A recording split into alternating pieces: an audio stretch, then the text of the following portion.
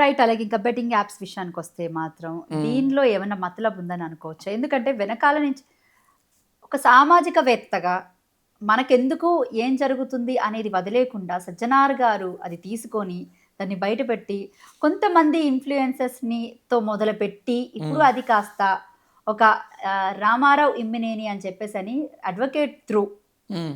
మొన్న రీసెంట్‌గా బాలకృష్ణ మీద, అలాగే ప్రభాస్ మీద, అలాగే గోపీచంద్ మీద ఫన్ 88 అనే యాప్‌ని అది ప్రొహిబిటెడ్ యాప్ కాబట్టి దాన్ని వీళ్ళు ప్రమోట్ చేస్తున్నారు. దేశ ద్రోహం అని చెప్పేసని ఒక కేస్ పెట్టడం జరిగింది. హ్మ్. సో, మొత్తం 16 మంది వరకు ఇందులో బయటకొస్తారమ్మా. చిన్నవాళ్ళ, పెద్దవాళ్ళ. మొత్తం అందరూ వాటెవర్ ఇట్ ఈస్. ఆ! మీరు తీసుకొని యూట్యూబ్ ఛానల్స్ వాళ్ళు కావచ్చు, సెలబ్రిటీలు కావచ్చు, సినిమా రంగం వాళ్ళు కావచ్చు, ఇంకొద్ది రోజుల్లో పొలిటికల్‌కి సంబంధించిన వాళ్ళు కావచ్చు. ఇలా మీరు చూసుకుంటూ పోతే రమారమి 10, 16 మధ్యలో ఖచ్చితంగా ఉంటారు. 10, 16 మధ్యలో ఖచ్చితంగా ఉంటారు. పెరిగినా నేనేం ఆశ్చర్యపోను. అయితే సజ్జనార్ అనే మాట తీసుకొచ్చావు కాబట్టి తను సైబరాబాద్ సిపిగా ఉన్నప్పుడే నేను అంటే నన్ను ఆహ్వానించడం జరిగింది, నేను కలవడం జరిగింది, మాట్లాడడం జరిగింది. అప్పుడు నేను తనని అన్నాను, ఇంత ఖచ్చితంగా ఇంత కఠినంగా నువ్వు ఉన్నావు కదా నాన్న, నిన్ను ఇక్కడ ఉంచరు, నిన్ను చక్కగా ప్రశాంతమైన ఏసీ ఛాంబర్లో కూర్చోబెడతారు, ఈ ముళ్ళ కిరీటం నుంచి నేను పక్కకి తప్పిస్తారు అన్నట్టుగానే వెళ్ళి ఆర్టీసీ ఎండి అనుకుంటా ఆ స్థానంలో ఉండడం జరిగింది. సో ఇప్పుడు ఆ మనిషి అయితే దేనికి తల వంచకుండా, దేనికి ప్రలోభపడకుండా, దేనికి లొంగిపోకుండా ఖచ్చితమైన విధంగా తన పనిని పూర్తి చేస్తాడనే నమ్మకం అందరికీ ఉంది. అందుకే ఆయనకి ఇచ్చారేమో. కానీ ఎట్టి పరిస్థితుల్లోనూ ఇది ఇక్కడితో వదలరమ్మా. దీన్ని కలుగులో ఉన్న ఎలకలు మొత్తం అన్నిటిని తీసి బోన్లో పెడతారు. అంటే దేనికోసం మరి ఇంత కఠినంగా యాక్చువల్గా అమ్మా ఇన్ని రోజులు లేనిది, ఇన్ని రోజులు బెట్టింగ్ యాప్స్ గురించి ఎవరు కసి కట్టారు, ఎవరు కక్ష కట్టారో, ఎవరు వీళ్ళకి వస్తున్న పేరు ప్రఖ్యాతల్ని నాశనం చేయాలనుకుంటున్నారో, ఎవరు వీళ్ళని తొక్కిపారేయాలనుకుంటున్నారో, ఎవరికి కడుపు మంట రగిలిపోతోందో, ఎవరికి వీళ్ళని ఎలాగైనా సరే మట్టుబట్టాలని ఆలోచన వచ్చిందో, అంతర్లీనంగా అంతర్గతంగా వీళ్ళ మీద బురద జల్లే కార్యక్రమాన్ని మామూలుగా కాకుండా ఏకంగా రాష్ట్ర వ్యాప్తంగా తీస్తున్నారు. దేశవ్యాప్తంగా అవ్వబోతుందేమో. ఖచ్చితంగా అవుతుంది, ఖచ్చితంగా అవుతుంది. ఇప్పుడు రాష్ట్రంలో జరిగేవి దేశంలో తెలియకుండా ఉన్నాయా? అంటే బాలకృష్ణ మెయిన్ ఇన్వాల్వ్మెంట్ అదేనమ్మా, రాష్ట్రంలో జరిగేవి దేశంలో తెలియకుండా ఉన్నాయా? దేశంలో జరుగుతున్నవి మన రాష్ట్రంలో మనకి తెలియకుండా ఉన్నాయా? టీవీ నొక్కితే మొత్తం అన్ని రాష్ట్రాల కబుర్లు వస్తాయి కదమ్మా.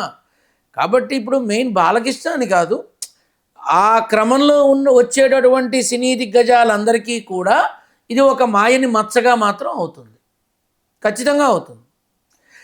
ఒకటి ఏంటంటే ఈ బెట్టింగ్ యాపుల్లో రాకూడదు అని వాళ్ళకి తెలీదా? వాళ్ళకి తెలీదా? నేను అడుగుతున్నా. బెట్టింగ్ యాపుల్లో మనం ఒక స్థాయి, ఒక హోదా, ఒక దీనికి చేరుకున్నాం కాబట్టి మనల్ని కొంతమంది ఇష్టపడతారు, కొంతమంది ప్రాణం ఇస్తారు, మనల్ని కొంతమంది ఫాలో అవుతారు, మన కోసం కొంతమంది బతుకుతారు. కాబట్టి వీళ్ళందరినీ దృష్టిలో పెట్టుకొని ఇవి మనం చెయ్యకూడదు అనే ఆలోచన వాళ్ళకి రాలేదా? డబ్బమ్మా, డబ్బు ఏమైనా చేస్తుంది, ఎంతటి వాడినైనా సరే. ఇక్కడ నాకు వచ్చిన డౌట్ ఇది కాదు గురుగారు, డబ్బే కాదనట్లేదు, డబ్బిస్తే ఎవడైనా ఏదైనా ప్రమోట్ చేస్తాడు, కరెక్టే. కానీ ఇప్పుడు ప్రజెంట్ ఉన్న కూటమి ప్రభుత్వం ఏర్పాటు అయింది ఎవరి వల్ల అంటే, సరే ఒక విధంగా పవన్ కళ్యాణ్ చూసుకుందాం, ఇంకో పదంగా అసలు ఇప్పుడు ప్రభుత్వం ఎవరి చేతిలో ఉంది? టీడీపీ వాళ్ళ చేతిలో, కూటమి పరంగా చూసుకుంటే. సో ఇటు చూస్తే ఈయనేమో హిందూపూర్ ఎమ్మెల్యే. అంటే ఒక ఎమ్మెల్యేని, సరే సినిమా విషయం పక్కన పెడతా, ఒక ఎమ్మెల్యేని ఈ విషయంలో ఇరికించడం అంటే ఎంత పెద్ద విషయం. ఎమ్మెల్యేని ఇందులో ఇరికించారని మాట్లాడుతున్నావు ఏంటమ్మా? సీఎంని తీసుకెళ్లి జైల్లో పెట్టారు. అరవింద్ కేజ్రీవాల్. చంద్రబాబు నాయుడు పెట్టలేదా? అవును, పెట్టారు. Ex CM. అవును, ఆయన సీఎం.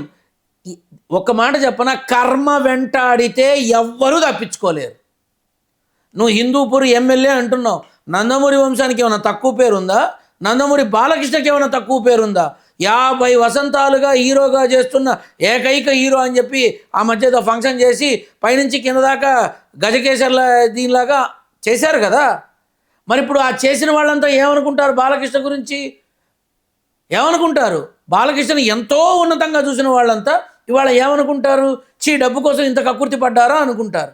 ఒక్క మాట చెప్తా, గుర్తుపెట్టుకో, సీఎంనే తీసుకెళ్లి జైల్లో పెట్టారు. అంటే బాలకృష్ణ కూడా త్వరలో జైలుకి వెళ్ళిపోతున్నాడా?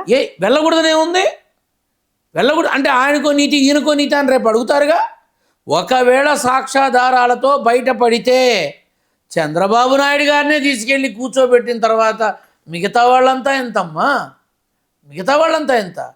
ఇది రాజకీయపరమైన కక్ష కావచ్చు, వ్యక్తిగతమైన కక్ష కావచ్చు, లేదా ఒక విధమైనటువంటి రాజకీయ క్షణియంత్రం కావచ్చు. కానీ కర్మ చూపిస్తోంది అంతే. ఈ బెట్టింగ్ యాప్కి బాలకృష్ణ గారు లాంటి మనిషి దీనికి ఇంత పూనుకున్నారా అనుకుంటారుగా. అంటే ప్రభాస్ కానీ లేకపోతే గోపిచంద్ కానీ వీళ్ళు కూడా పోలీస్ స్టేషన్ మెట్లెక్కే అవకాశం ఉంది అంటారా అసలు? అంటే ఎంత తారాస్థాయికి ఇది ఏ విధంగా వెళ్ళబోతుంది? షూటింగ్ల కోసం పోలీస్ స్టేషన్ మెట్లెక్కిన వాళ్ళు ఇలాంటి సిచ్యువేషన్ వస్తే ఏమైనా ఫీల్ అవుతారా? షూటింగ్ల కోసం వెళ్ళి మాట్లాడొచ్చారు వాళ్ళ పర్మిషన్స్ కోసం. అలాగే సినిమాల్లో కూడా అన్నీ చూసేశారు వాళ్ళు. ఇవాళ కొత్తగా చూసి చచ్చేదే ఉంది, వెళతారు వస్తారు అంతేగా. వీళ్ళని ఏమైనా తీసుకెళ్ళి లోపల సంవత్సరాల కొద్ది పెడతారా?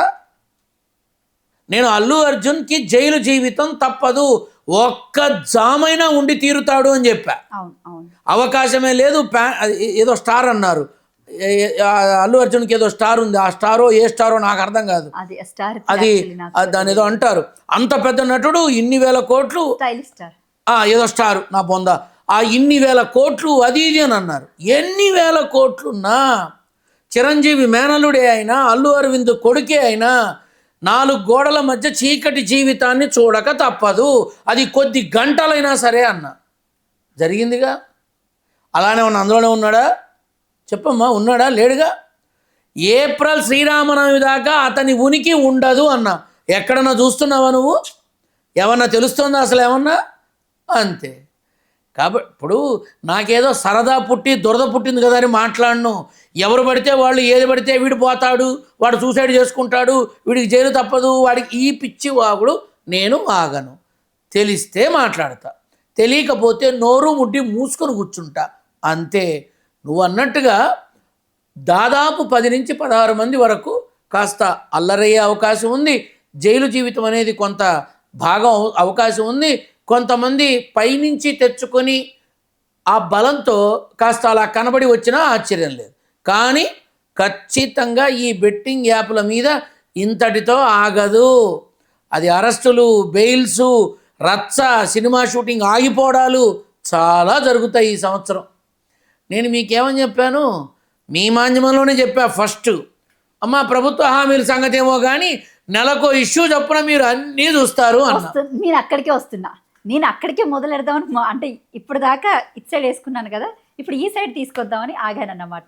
సో ఎటో చూసుకున్నా కూడా మళ్ళీ అక్కడికే వద్దాం మనం. ఇది ఎవరైనా చెప్పారా మీకు? ఇట్లా హామీలు పక్కకు పోయి ఇష్యూస్ మొదలవుతాయి, ఇష్యూస్ తోనే ప్రభుత్వ పాలన ముందుకెడుతుంది అని అవును ఎవరైనా చెప్పారా? ఇది జరగలేదు, ఎక్కడ జరగలేదు. నారసింహుడు చెప్పిన బిడ్డ చెప్పిన మాట ఎక్కడన్నా తప్పుందా?